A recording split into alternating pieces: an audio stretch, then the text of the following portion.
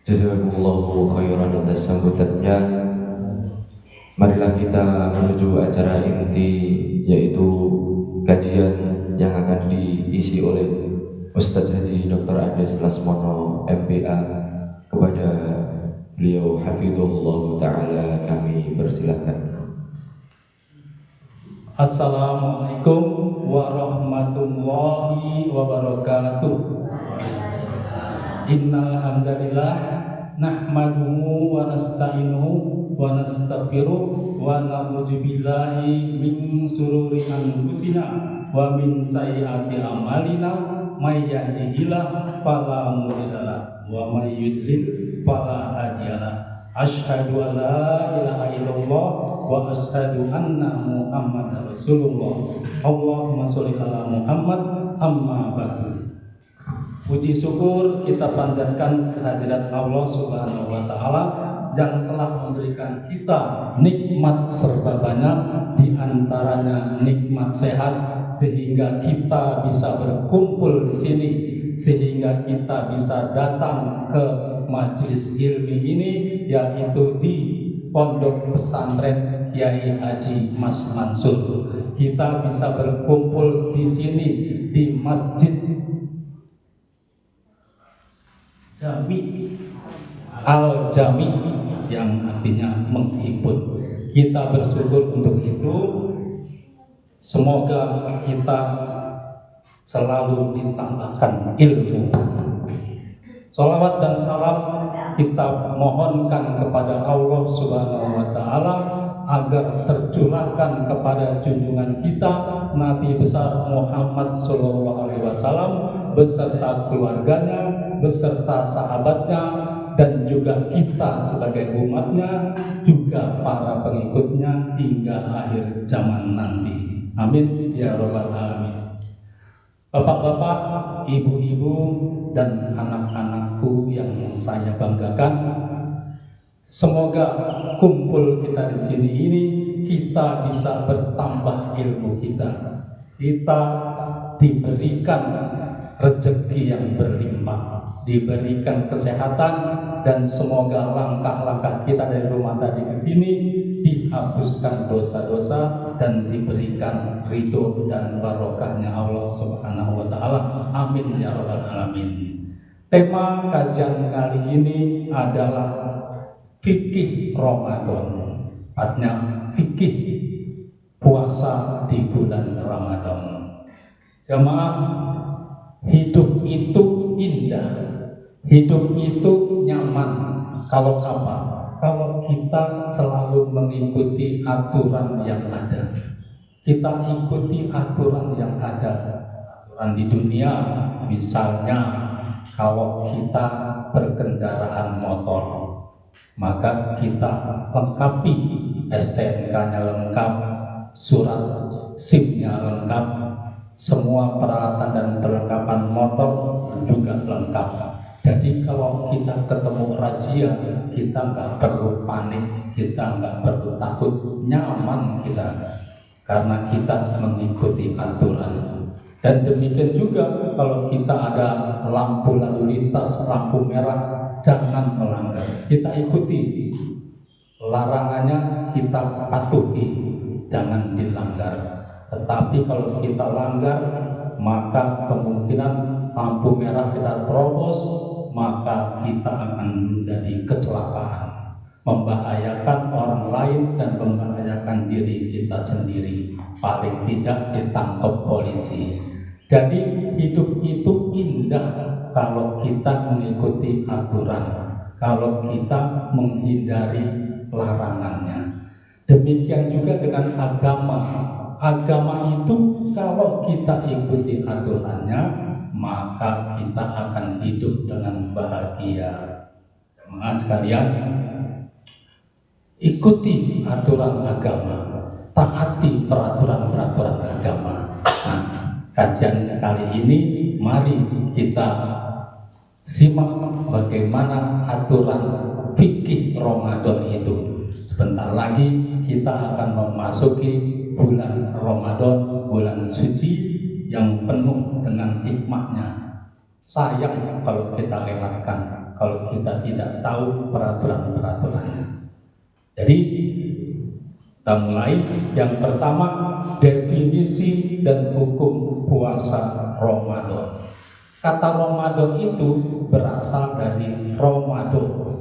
Romado yang artinya panas yang membakar. Apa yang dibakar? Dosa-dosa kita.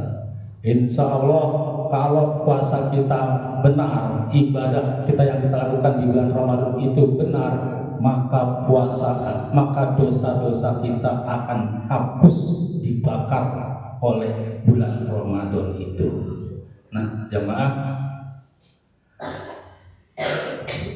sebagaimana hadis yang diriwayatkan Bukhari dan Muslim, barang siapa berpuasa di bulan Ramadan karena iman dan mengharap pahala dari Allah, maka akan diampuni dosa-dosanya yang telah lalu. Kesempatan besar, peluang besar Ramadan di depan itu, kita bisa menghapuskan dosa-dosa kita. Ya ayyuhallazina amanu kutiba alaikumusyamu kama kutiba alal ladzina min qablikum la'allakum tattaqun. Wahai orang-orang yang beriman, diwajibkan atas kamu berpuasa sebagaimana diwajibkan atas orang sebelum kamu agar kamu bertakwa. Nah, jemaah, di sini jelas-jelas ada kata-kata kunci yang menarik. Allah menyebut kita, memanggil kita, disebutnya orang yang beriman. Siapa orang yang beriman? Pasti kitalah yang ada di sini orang yang beriman. Apa yang Allah katakan? Diwajibkan atas kamu berpuasa. Jadi berpuasa itu wajib, artinya wajib itu kalau dilaksanakan berpahala, kalau ditinggalkan berdosa. Agar kamu bertakwa. Nah, jadi bertakwa itu artinya dekat kepada Allah, melaksanakan semua perintahnya dan menjauhi larangannya, dekat kepada Allah. Enak Pak Bu kalau dekat dengan yang namanya penguasa, enak kalau yang namanya dekat dengan Allah, semuanya pasti terjamin. Jadi dengan puasa Ramadan kita akan menjadi orang-orang yang takwa, insya Allah. Dalam hadis riwayat Ahmad disebutkan juga, telah datang bulan Ramadan, bulan penuh berkah, maka Allah mewajibkan kalian untuk berpuasa pada bulan itu. Saat itu pintu-pintu surga dibuka, pintu-pintu neraka ditutup, para setan diikat, dan pada bulan itu terdapat satu malam yang nilainya lebih dari 1000 bulan. Nah, jemaah, apa artinya hadis ini? Pintu-pintu surga dibuka. Ini kiasan. Kiasan artinya bahwa di bulan Ramadan itu sangat mudah untuk mendapatkan pahala-pahala agar bisa masuk surga. Mudah sekali dimudahkan. Dan ditutup pintu-pintu neraka, artinya sebenarnya kita untuk berbuat dosa itu pasti banyak dicegahnya, remnya semakin dalam, gitu ya. Remnya itu semakin pakem nanti di bulan Ramadan. Karena itu manfaatkan bulan Ramadan ini, ibadah sebaik-baiknya. Disebutkan lagi, terdapat satu malam yang nilainya lebih baik dari 1000 bulan. Nah, jemaah, 1000 bulan itu berapa tahun? 1 tahun itu 12 bulan. Kalau 1000 bulan, 1000 dibagi 12 kurang lebih 83 tahun. 83 tahun kita dihitung ibadah terus. Jemaah, luar biasa sekali manfaat hikmah dari Ramadan ini. Berikutnya, syarat wajib puasa. Apa syaratnya yang sehingga puasa itu wajib? Yang pertama, Islam. Jadi kita beruntung bahwa kita adalah Islam, pemeluk agama Islam. Kalau bukan Islam, nggak wajib puasa. Kita Islam sehingga kita wajib dan kita mendapatkan barokahnya puasa Ramadan. Yang kedua, balik. Apa itu balik? Dewasa. Tandanya apa kalau balik itu? Kalau wanita tandanya mendapatkan haid. Kalau pria mimpi sehingga keluar mani. Kalau dari sisi usia kurang lebih 9 tahun ke atas, atau menurut Syafi'i dan Hambali 15 tahun. Usia 15 tahun itu sudah balik. Kalau menurut Maliki usianya 17 tahun itu dianggap balik sehingga wajib berpuasa. Kemudian syarat wajib puasa yaitu berakal. Orang yang tidak berakal tidak wajib puasa. Orang gila tidak wajib berpuasa. Berikutnya, mampu berpuasa secara fisik. Nah, jadi kalau ada jamaah yang nggak mampu fisiknya, mungkin sudah tua sekali, mungkin ada penyakit mah misalnya, sehingga kata dokter kalau berpuasa itu akan mempengaruhi fisiknya, maka tidak wajib berpuasa. Berikutnya, suci dari haid dan nifas bagi wanita. Suci setelah haid selesai maka harus disucikan, maka sudah wajib berpuasa. Jemaah yang ketiga berikutnya rukun puasa. Apa rukun puasa itu? Ada dua. Yang pertama niat. Niat ini wajib dilakukan, baik itu diucapkan maupun di dalam hati boleh. Yang penting niat. Biasanya niatnya nawaitu shoma godin an adai fardhu syahri ramadhani haji sanati lillahi ta'ala. Boleh juga dengan niat ya Allah, niat puasa esok hari, sudah boleh. Yang penting niat. Syarat kedua rukun puasa yaitu menahan diri dari hal-hal yang membatalkan puasa. Sejak kapan? Sejak terbit fajar hingga terbenam matahari. Berikutnya hal-hal yang membatalkan puasa. Nah, jemaah, kalau kita ingin puasa kita sah dan mendapatkan pahala yang full, maka perhatikan hal-hal yang membatalkan puasa berikut ini. Yang pertama, makan dan minum secara sengaja. Kalau nggak sengaja gimana Ustaz? Boleh. Nah, namanya nggak sengaja, lupa, asal nggak kelewatan. Dua, berhubungan suami istri di siang hari. Boleh, batal puasanya. Yang ketiga, muntah dengan sengaja. Kadang kita kosok-kosok kerongkongan kita dengan jari sehingga kita muntah, nah itu tidak boleh, batal puasanya. Keempat, haid dan nifas bagi wanita. Kelima, keluar mani dengan sengaja. Biasa-biasa tiba-tiba laki-laki keluar mani, itu batal puasanya. Berikutnya, murtad atau keluar dari Islam. Berikutnya jamaah yang kelima, hal-hal yang tidak membatalkan puasa. Pertama, makan dan minum karena lupa. Jadi kalau karena lupa nggak apa-apa, tidak membatalkan puasa. Mandi atau menyiramkan air ke tubuh tidak membatalkan puasa.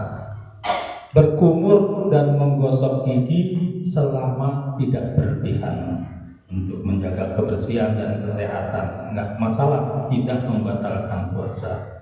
Meneteskan obat mata atau telinga itu pun juga tidak membatalkan puasa, karena mata kita sedang sakit atau telinga kita sedang sakit. Berikutnya, mencium atau menyentuh pasangan tanpa syahwat. Tadi itu hal-hal yang tidak membatalkan puasa. Berikutnya, orang yang diperbolehkan tidak puasa. Pertama, orang sakit yang jika berpuasa dapat memperburuk kondisinya. Tadi misalnya sakit kanker atau sakit mah, sehingga kata dokter kalau Anda berpuasa maka kondisi fisik Anda akan sakit, maka boleh tidak berpuasa. Kemudian musafir yang melakukan perjalanan jauh. Perjalanan jauhnya sampai berapa? Ada yang mengatakan kurang lebih 83 kilometer. 83 kilometer itu boleh dianggap musafir. Kemudian wanita hamil dan menyusui jika khawatir terhadap diri atau anaknya. Jadi kalau ibu-ibu hamil kemudian menyusui, khawatir terhadap dirinya sakit atau anaknya sakit, maka boleh tidak berpuasa. Kemudian lansia yang tidak mampu berpuasa. Saya punya ibu dulu almarhumah, udah usia 92 tahun, nggak sanggup puasa, ya nggak apa, jadi tidak berpuasa, nggak masalah. Tetapi saya punya ibu mertua, usia 88 tahun, masih kuat itu puasa, nggak apa, boleh juga puasa, malah lebih baik. Berikutnya, orang yang diperbolehkan tidak berpuasa yaitu orang yang mengalami kelelahan ekstrim. Jadi kok ada orang yang sampai merasa capek sekali gitu ya, terlalu capek, terlalu lelah, tubuhnya nggak kuat lagi, maka boleh tidak berpuasa. Kemudian masalah qadha dan fidyah. Nah ini jemaah, bagi yang tidak berpuasa karena sakit sementara atau haid atau nifas, wajib menggantinya di hari yang lain. Jadi kalau pasien sakit tadi, wajib menggantinya di hari yang lain. Kemudian orang tua renta atau penderita penyakit kronis yang tidak bisa berpuasa cukup membayar fidyah, karena orang tersebut tidak mungkin berpuasa, maka cukup diganti dengan membayar fidyah, yaitu memberi makan satu orang miskin per hari yang ditinggalkan. Jadi per hari yang ditinggalkan. Kemudian wanita hamil atau menyusui yang tidak berpuasa karena khawatir terhadap bayinya, maka harus membayar fidyah dan mengqadha puasanya. Jemaah, berikutnya sunnah dalam puasa. Pertama, sahur. Sahur ini sunnah. Kapan sahur itu baik? Nah, kurang lebih sebelum imsak itu ya, sebelum subuh itu azan. Nah itu sahur yang terbaik, mendekati azan subuh. Walaupun sahur itu dengan seteguk air, itu dianggap sunnah. Berikutnya, menyegerakan berbuka saat matahari terbenam. Jadi begitu sudah beduk azan maghrib, maka disunahkan untuk segera berbuka meskipun hanya seteguk air. Kemudian berbuka dengan kurma atau air. Kemudian membaca doa berbuka puasa dan memperbanyak ibadah seperti sholat, membaca Al-Quran, dan bersedekah. Jemaah, begitu hebatnya Ramadan ini sehingga disunahkan banyak-banyaklah membaca Quran dan juga sholat seperti sholat tarawih, sholat tahajud, sholat duha, dan sholat lain, sholat sunnah lainnya. Bersedekah sangat-sangat dianjurkan. Kemudian yang ke-9 yaitu iktikaf di bulan Ramadan. Iktikaf adalah berdiam diri di masjid untuk mendekatkan diri kepada Allah, terutama di 10 hari terakhir Ramadan untuk mencari malam Lailatul Qadar. Yang ke-10 yaitu zakat fitrah. Zakat fitrah wajib dikeluarkan oleh setiap muslim sebelum sholat Idul Fitri sebagai bentuk penyucian jiwa dan membantu kaum fakir miskin. Nah, jamaah, itulah demikian yang bisa disampaikan dalam fikih Ramadan. Kesimpulannya, fikih Ramadan itu mengajarkan umat Islam untuk memahami dan mengamalkan puasa dengan benar sesuai tuntunan syariat. Dengan memahami fikih ini, ibadah puasa akan semakin bermakna dan diterima oleh Allah Subhanahu wa Ta'ala. Semoga kita semua diberi kemudahan dalam menjalankan ibadah puasa Ramadan dan mendapatkan keberkahan Ramadan. Amin ya rabbal alamin. Terakhir, ada beberapa pertanyaan yang mungkin bisa dijawab di sini, yang sering dipertanyakan dalam kaitannya puasa di bulan Ramadan ini. Yang pertama, ada yang bertanya, apakah orang yang sakit stroke itu tetap bayar fidyah?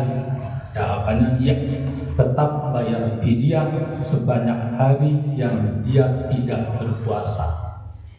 Ada lagi pertanyaan berikutnya, apakah mencicipi makanan dengan tujuan untuk mengetahui rasa masakannya dibolehkan dalam berpuasa? Ini biasanya ibu-ibu yang suka bertanya. Jawabannya boleh asal tidak ditelan. Ada lagi pertanyaan yang umum, ibu hamil atau ibu menyusui jika tidak puasa apakah harus mengkodok dan bayar fidyah? Ibu hamil atau menyusui jika mampu berpuasa maka cukup mengkodok saja, tidak membayar fidyah. Tapi kalau bayinya menyusui sampai usia melampaui puasa tahun berikutnya, puasa Ramadan berikutnya, maka lebih baik bayar fidyah dan tidak perlu mengkodok.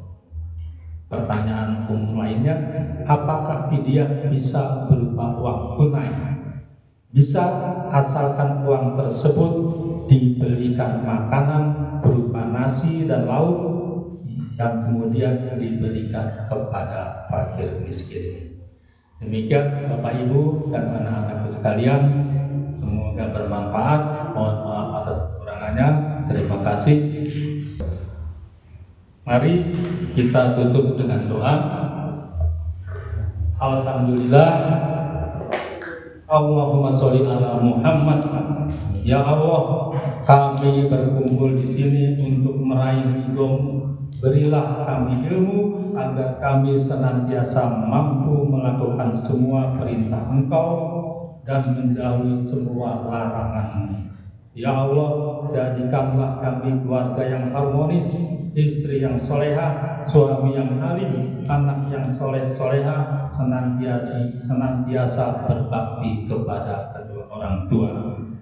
Ya Allah, semoga Masjid Al-Jami yang artinya menghimpun ini agar dapat cepat selesai dan bermanfaat bagi warga sekitar ini. Rabbana atina fid dunya hasanah wa fil akhirati hasanah wa qina adzabannar. Rabbana faghfir lana dzunubana wa kaffir anna sayyi'atina wa tawaffana ma'al abrar. Subhana rabbika rabbil izzati amma yasifun wa salamun alal mursalin walhamdulillahi rabbil alamin. Terima kasih. Wassalamualaikum warahmatullahi